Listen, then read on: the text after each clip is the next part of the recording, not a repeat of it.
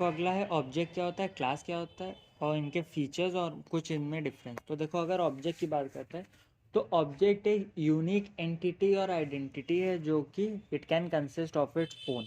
लेकिन क्लास की बात करें तो class is a representation of similar type of object. बहुत सारे सिमिलर टाइप के ऑब्जेक्ट्स को अगर हम एक साथ रिप्रेजेंट करते हैं तो हम उसे क्लास बोलते हैं। तो class can be defined as blueprint that describes detail about object. जैसे कि मान लो कि हमारी एक क्लास है फ्रूट, क्लास का नाम फ्रूट है, तो इसके अंदर के ऑब्जेक्ट्स क्या हो सकते हैं, मैंगो, एप्पल, बनाना, ऑरेंज, इस तरह। अगर हमारे पास एक और क्लास है कलर, तो इसके ऑब्जेक्ट्स क्या हो सकते हैं, रेड, ब्लू, ग्रीन, येलो, इस तरीके से, ठीक।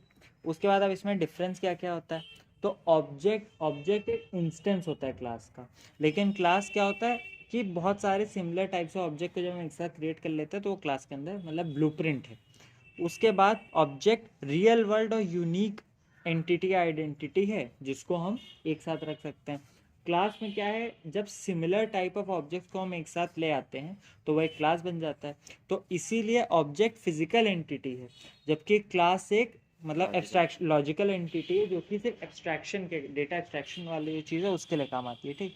उसके बाद ऑब्जेक्ट को इंस्टेंस ऑफ अ क्लास भी बोलते हैं और क्लास को ऑब्जेक्ट फैक्ट्री बोलते हैं। तो तुमसे क्वेश्चन में 1 नंबर 2 नंबर में पूछा था why is class known as object factory या why is object known as instance of a class, तो ये तुम लिख सकते हो, ठीक है।